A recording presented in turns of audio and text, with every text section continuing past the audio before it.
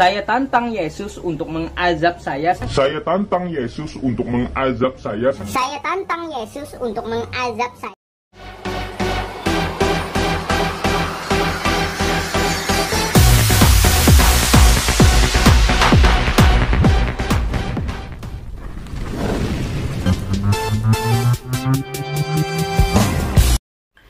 Shalom teman-teman, kita berjumpa lagi dalam video kali ini. Dan apa kabar kita semuanya? Saya berharap kabar kita selalu baik dan kita bersyukur kepada Tuhan. Kita sudah melewati tahun 2023 dengan pertolongan daripada Tuhan, dan kiranya di tahun 2024 ini juga pertolongan Tuhan lebih lagi bagi setiap kita, dan kiranya Tuhan selalu berkati dan memberikan sukacita bagi kita, teman-teman. Mari kita selalu bersyukur dan selalu setia mengiring Tuhan Yesus.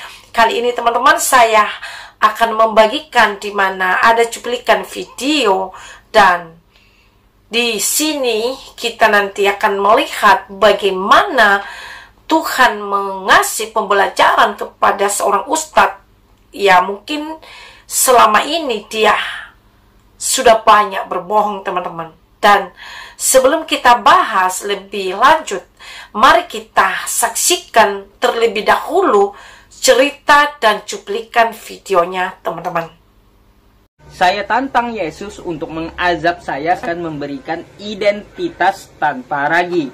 Jadi identitas ini akan sedikit kita buka. Dan ingat, ini bukanlah dari saya. Saya mengambilnya dari sebuah channel, yang mana channel ini tidak saya sebutkan nama channelnya. Silahkan antum cari sendiri gitu. Pasti akan juga tahu apa nama channelnya. Nah, berkenaan dengan tanpa ragi yang menantang azab Allah Subhanahu wa Ta'ala, di sini saya sebelum membuka identitasnya tanpa ragi, saya akan menanggapi dia dulu. Jadi begini, video ini saya publikasi pada hari Rabu tanggal 30 November 2022 pukul 6 WIB. Dan saya berikan Allah SWT waktu untuk mengazab saya sampai 1 Januari 2023 pukul 00 WIB. Jadi, saya berikan Allah SWT waktu untuk mengazab saya selama 1 bulan penuh sampai tahun 2022 berakhir. Dan jika saya masih hidup sampai tahun 2022 berakhir, berarti Allah SWT memang tidak mampu mengazab saya. Bahwa terbukti, kalau saya tidak apa-apa, berarti Yesus bukan Tuhan. Ingat suara saya. Masih ada waktu 25 hari lagi. Ya, saya kasih Yesus sebanyak itu waktunya untuk mengazab saya. Kalau dia tidak mengazab, ya tanpa ragi. Dengan ukuran kamu, Yesus bukanlah Tuhan.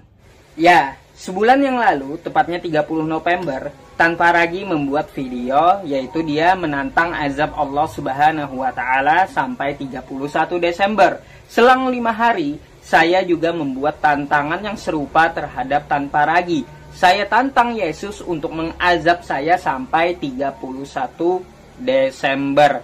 Nah, ini sudah lewat, sudah bulan 1.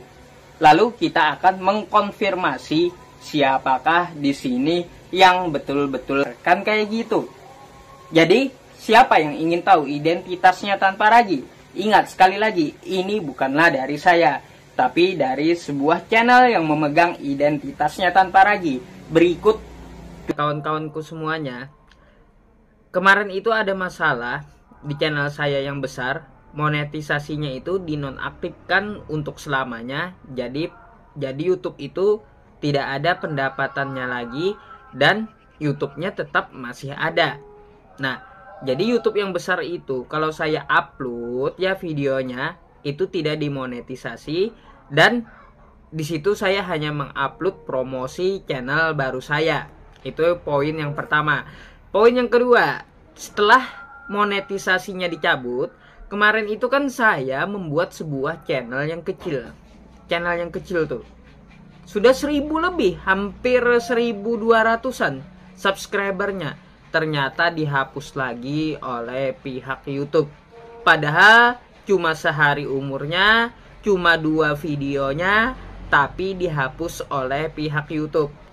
Yang pertama video saya pemberitahuan ya kepada kawan-kawan semuanya kemarin itu. Habis itu video yang kedua terjemahan bahasa Arab Abu Ubaidah ke dalam bahasa Indonesia.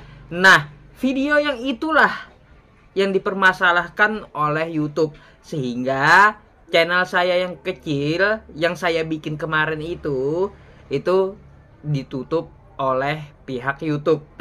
Gara-gara menerjemahkan pidatonya Abu Ubaidah ke dalam bahasa Indonesia. Kena lagi channel yang kecil. Channel yang besar monetisasinya dicabut selamanya. Channel yang kecil baru bikin 1 hari 2 video ya, umurnya 1 hari 2 video, subscribernya 1200, ditutup oleh YouTube. Ya teman-teman, itulah Ustadz Yusuf PI, dimana orang ini salah satu YouTuber dari saudara kita Islam yang konten channelnya adalah yang bahas iman kekristenan, dan saya melihat kontennya itu banyak hoaxnya ya. Salah satu kontennya ia menantang Yesus Kristus untuk mengazab dirinya. Dengan kata lain, kalau Yesus tidak mengazab dirinya sesuai dengan waktu yang dia sampaikan, maka Yesus Kristus baginya bukanlah Tuhan. Ya, mengapa Yusuf PI ini mengatakan demikian, saudara? Untuk membalas tantangan tanpa ragi terhadap Allah junjungannya Yusuf PI ini. Nah teman-teman, tanpa ragi ini adalah salah satu YouTuber Kristen ya, yang menantang Allahnya Yusuf PI. Lalu Yusuf PI ini dengan membalas dengan standar yang sama, apa yang standar yang dipakai oleh tanpa ragi, maka Yusuf PI menggunakan standar yang sama untuk menantang Yesus Kristus. Ya teman-teman, terkait dengan tindakan tanpa ragi, saya tidak setuju sama sekali eksperimen semacam itu. Mengapa saudara? Karena kekristenan tidak pernah mengajarkan hal demikian. Kekristenan tidak pernah diajarkan untuk menantang Tuhan agama lain. Tidak pernah. Jadi dalam hal ini, tanpa ragi adalah tidak benar. Tindakan tanpa ragi dalam hal ini tidak sesuai dengan firman dan standar iman kekristenan, yaitu Alkitab. Itulah tanpa ragi. Kemudian kembali kepada Yusuf PI. Ustadz ini yang menantang Tuhan Yesus secara terang-terangan, saudara. Saudara, saya kasih tahu kamu, saudaraku Yusuf PI. Allah yang saya sembah di dalam Yesus Kristus adalah Allah yang tidak mau disuruh-suruh oleh manusia seperti kamu. Sekali lagi saya katakan, Allah yang saya sembah di dalam Yesus Kristus tidak mau dan tidak boleh disuruh-suruh oleh manusia seperti kamu. Jika Allah saya, yaitu Yesus Kristus, memenuhi atau langsung mengazab dirimu, maka Anda, Ustadz Yusuf PI, mengatakan, mengapa Allahmu dapat disuruh-suruh oleh manusia? Ya? Maka Anda berkata seperti ini, mengapa Allahmu yang Anda sembah itu dapat disuruh-suruh oleh manusia? Ada banyak alasan Anda untuk tetap tidak menerima keilahian Tuhan Yesus Kristus. Ada banyak alasan Anda untuk menolak ketuhanan Yesus Kristus. Namun, tepat sekali supaya kamu tidak berkoar-koar, saudara, ya, supaya kamu tidak buat berita-berita hoax, supaya kamu tidak terlanjur di dalam kebohongan dan membohongi semua umat. Buktinya bahwa channelmu nge-hoax ada di channel ini. Ya, ada beberapa video yang saya buat dan saya reaksi terkait dengan kontenmu. Dan teman-teman saya Kristuber ada di TV Laskar Kristus, ada Jemayan Miasci, dan juga ada di channel Risan Apologetik Kristen. Di situ sudah banyak mereaksi video-video Anda yang nge-hoax, ya. Jadi Allah memakai pihak YouTube untuk men-take down seluruh channel Anda, supaya kamu menyadari diri bahwa apa yang kamu lakukan tidak sesuai dengan yang Tuhan mau. Sehingga Tuhan secara perlahan-lahan menunjukkan kepadamu bahwa Tuhanku yang itu Yesus Kristus berkuasa atas semesta alam. Sekali lagi saya mau katakan, tepat sekali ya, beberapa channelmu yang sudah di take down oleh pihak YouTube, dan bahkan channelmu yaitu Yusuf Pei sudah tidak ada lagi di YouTube. Saya sudah cari-cari dari tadi, ternyata tidak ada. Yang ada hanya konten reaksi teman-teman Kristuber dan juga saya yang ada. Untuk channelmu tidak ada lagi. Dan itulah cara Tuhan menyadarkan dirimu, dan cara Tuhan membuktikan bahwa Dia berkuasa. Ia memakai pihak YouTube untuk memperlihatkan kepada kamu secara perlahan-lahan, ya, Tuhanku tidak semudah itu Ia langsung mengazab dirimu. Tidak seperti itu, ya. Kalau Tuhanku langsung mengazab dirimu, maka engkau berkata dan mengambil satu kesimpulan bahwa Tuhan saya dapat disuruh-suruh. Kalau Tuhan dapat disuruh-suruh, berarti Dia bukan Tuhan. Dia bergantung kepada manusia, yang manusia itu menyuruh Dia untuk melakukan. Maka kesimpulan seperti itu.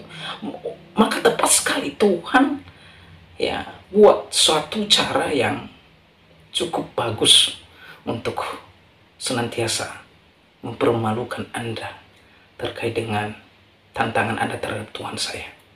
Ya, oleh karenanya saya mau katakan kepada Anda, keselamatan di dalam kekristenan adalah sebuah kepastian. Tidak kemoga-moga. Bahkan perbuatan baik tidak mungkin menjadi standar saya dan saudara untuk bisa masuk surga. Sebab di dalam kitab saya, yaitu Bible, di dalam kitab Yesaya, bahwa kesalehan manusia seperti kain kotor. Maka kesalehan perbuatan baik saudara dan saya tidak memenuhi dan tidak mensejajarkan kekudusan Allah. Karena saya dan saudara orang berdosa. Nah, itulah dia teman-teman, tempat sekali cara Tuhan untuk menghentikan Ustadz yang satu ini teman-teman. Karena mungkin sudah terlalu banyak kebohongan yang dibuatnya.